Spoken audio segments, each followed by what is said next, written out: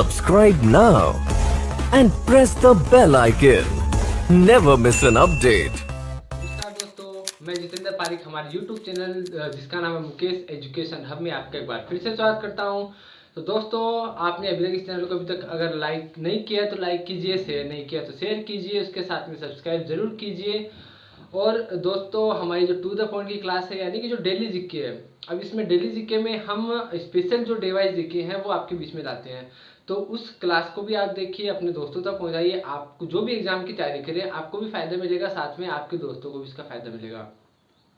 आज मैं जिस चीज के बारे में बात कर रहा हूँ वो है वन्य जीव संरक्षण अधिनियम 1972।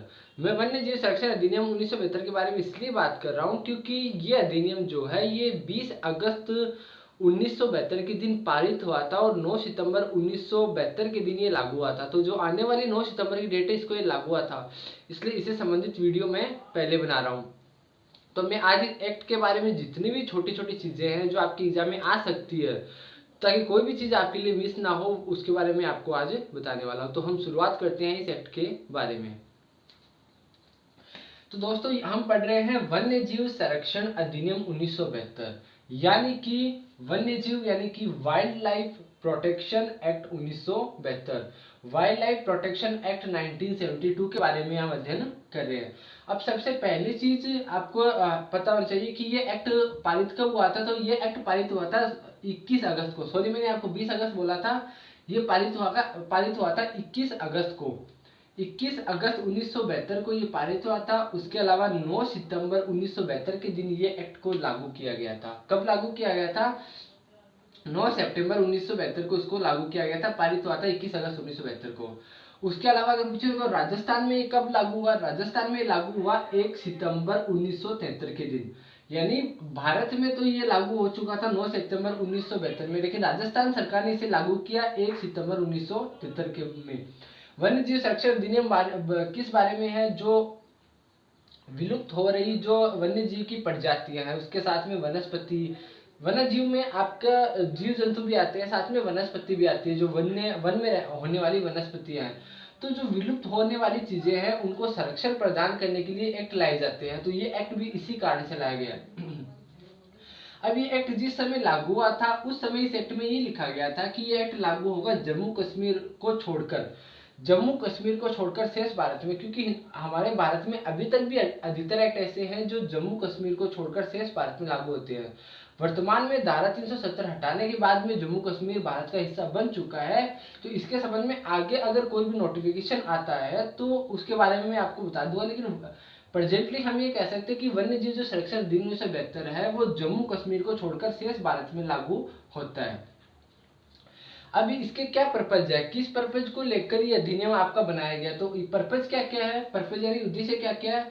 उद्देश्य नंबर 1 है कि जो वन्य जीव है, वन्य जीव है उनका जो भी अवैध शिकार होता है, उनका जो भी इलीगल शिकार किया जाता है, तथा उनका जो भी हार्ड मांस है, उनके शरीर के जो हार्ड मांस है, उनकी खाल की व्यापार किया जाता है, उनकी तस्करी की जाती है।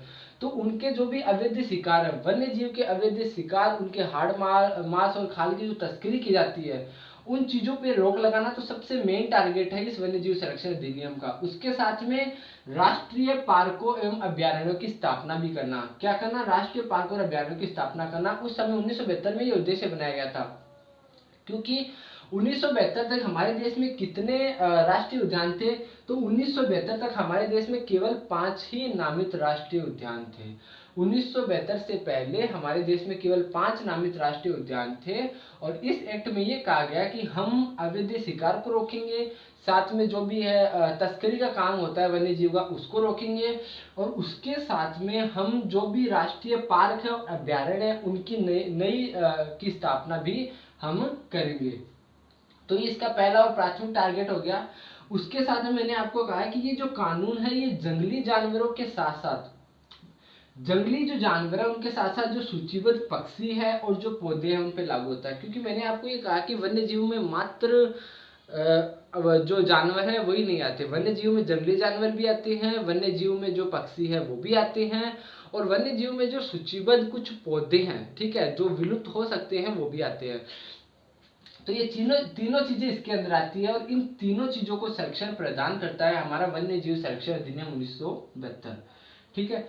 अब ये एक्ट पारित हुआ 1972 के अंदर। 1972 के बाद में 1976 के अंदर 1976 में 42वां संविधान संशोधन लाया गया। 42वां संविधान संशोधन कब लाया गया? 1976 में। और इस संविधान संशोधन में क्या किया गया कि जो वन था, वनों को राज्य, पहले वन राज्य सूची में था 1976 से पहले, 42 संविधान संशोधन से पहले, तो वन को राज्य सूची से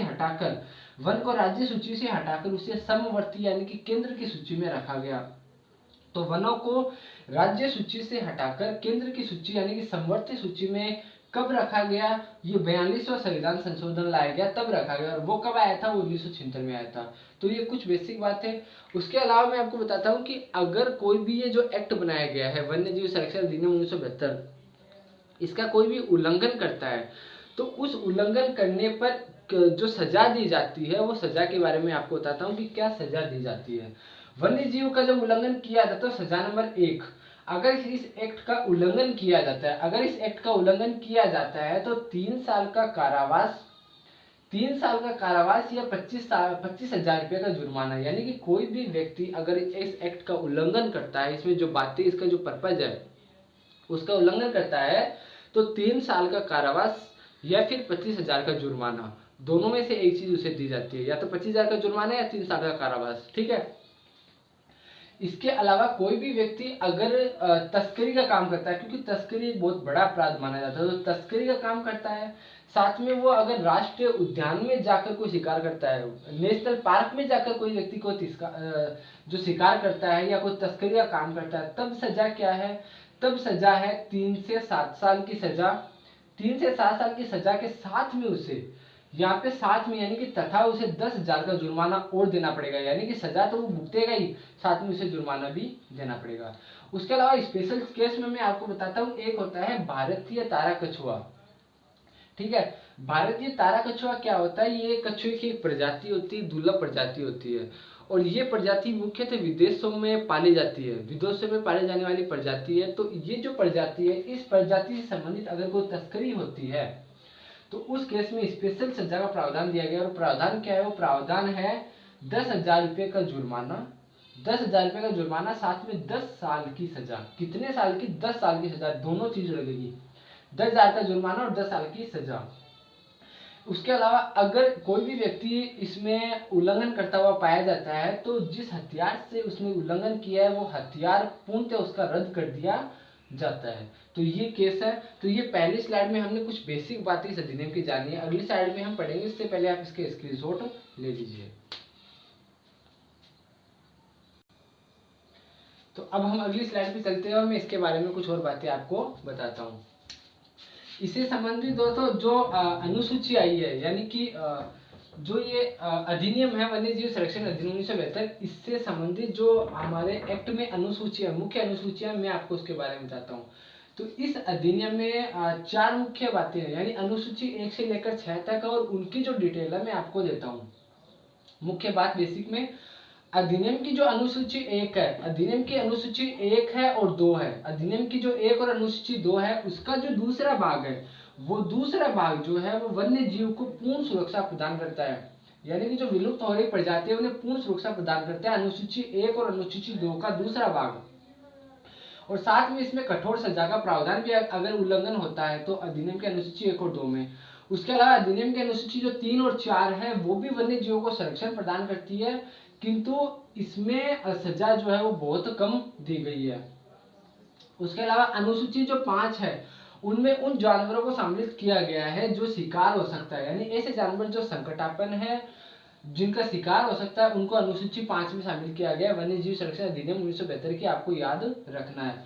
अनुसूची 6 में किनको शामिल किया गया? तो अनुसूची 6 में जो भी संरक्षित पौधे हैं, जो भी मैंने आपको बताया ना कि सूचीबद्ध जो पौधे हैं, तो जो संरक्षित या सूचीबद्ध पौधे हैं उनकी खेती और रोपण पर रोक है इस अनुसूची 6 के तहत। तो ये मुख्यतः 4 अनुसूचियां हैं इस अधिनियम को लेकर। अब मैं आपको बताता हूँ कि ये जो अधिनियम है वन्य जीव संरक्षण अधिनियम है, इसको लेकर जो अंतर्राष्ट्रीय स्तर पर जितने भी देश है उन देशों का एक समझौता भी है, और वो समझौते का नाम क्या है? वो समझौते का नाम है साइट्स। क्या नाम है? साइट्स। साइट्स का मतलब है, साइट्स की फुल फॉर्म है the convention of international trade, the convention of international trade in endangered species, यानी जो विलुप्त हो रही प्रजातियां हैं, the convention of international trade in endangered species of wild फोना एंड फ्लोरा। ये इसकी फुल फॉर्म है किसकी, साइट्स की। और ये साइट्स क्या है, ये साइट्स क्या है, ये वन्य जीवों और वनस्पतियों की जो संकटापन्न प्रजाति है उनके लिए एक अंतर्राष्ट्रीय स्तर का समझौता है। अब कुछ अन्य तथ्य जो आपके लिए इस एक्ट से संबंधित है मैं आपको बताता हूँ। अन्य तथ्य क्या है, अन्य तथ्य ये कि ये जो एक्ट 1972 में लाया गया, इस एक्ट को 2003 में क्या किया गया था, संशोधित किया गया था। इस एक्ट को 2003 में संशोधित किया गया और फिर इस एक्ट का जो नाम चेंज कर दिया गया है वो नाम है भारतीय वन्यजीव संरक्षण अधिनियम संशोधित 2002। यानी पहले इसका नाम था वन्यजीव संरक्षण अधिनियम 1972, अब इसको 2003 में संशोधित कर इसका नाम कर दिया गया भारतीय वन्यजीव संरक्षण अधिनियम संशोधित 2002। उसके अलावा इस चीज को लेकर एक हाई प्रोफाइल मामला है जो इस एक्ट का उदाहरण है, और हाई प्रोफाइल मामला मैं आपको बताता हूँ। हाई प्रोफाइल मामला ये है कि जोधपुर के अंदर जब 1998 में जो फिल्म अभिनेता सलमान खान है, 1998 में फिल्म अभिनेता सलमान खान जब जोधपुर आए थे, उस समय वो फिल्म हम साथ साथ है की शूटिंग कर रहे थे। कौन सी फिल्म, हम साथ साथ है। उस शूटिंग के दौरान उन्होंने उनके ऊपर एक आरोप लगा था, वो आरोप था 3 काले हिरण का, 3 काले हिरण और 2 चिंकारा के शिकार का आरोप लगाया गया था, जो इस एक्ट में प्रतिबंधित है। तो इनके ऊपर इस एक्ट का सबसे बड़ा जो हाई प्रोफाइल मामला है वो सलमान खान का है, ठीक है। वहां के विश्नोई समाज में, जोधपुर के विश्नोई समाज पे उन पे ये आरोप लगाया गया था। तो ये मामला भी आपको याद रखना है इस एक्ट से संबंधित। उसके अलावा इसके बीच में एक एक्ट और लाया गया था, उस एक्ट का नाम था वन अधिकार अधिनियम। वन अधिकार अधिनियम 2006 लाया गया था, और वन अधिकार अधिनियम 2006 लागू कब हुआ था, ये 31 दिसंबर 2007 को लागू हुआ था। कब, 31 दिसंबर 2007 को लागू हुआ था। और ये वन अधिकार अधिनियम 2006 था क्या, ये अधिनियम ये कहता था कि 13 दिसंबर 2005 से पहले, यानी ये अधिनियम किस संबंध में था, ये अधिनियम इस संबंध में था कि जो वनों में जो अनुसूचित जनजाति के लोग, यानी कि एसटी, उसके अलावा जो वहाँ पे कौन से जो वनों में अनुसूचित जनजाति और वनवासी वहाँ पे रहते हैं, वो काफी समय से वहाँ रह रहे हैं। तो इस एक्ट के बाद में उनकी आजीविका पे काफी असर पड़ा है। तो इसके संबंध में जो वन अधिकार अधिनियम 2006 लाया गया था और ये लागू 31 दिसंबर 2007 को हुआ था, इसमें ये कहा गया था कि 13 दिसंबर 2005 से पहले, 13 दिसंबर 2005 से पहले जो वन भूमि पर काबिज अनुसूचित जनजाति और जो वनवासी है, ठीक है, उनको वनों में रहने का और आजीविका का अधिकार है, यानी उन्हें वहां से कोई नहीं हटा सकता। तो ये आज जो हमारा है वन्य जीव संरक्षण अधिनियम 1972 के बारे में हमने आज पढ़ा। तो दोस्तों वीडियो कैसा लगा आप कमेंट बॉक्स में जरूर बताइए, इसके अलावा अपने दोस्तों को इसे शेयर जरूर कीजिए। तो दोस्तों मिलते हैं अगली क्लास में, इस क्लास के लिए धन्यवाद।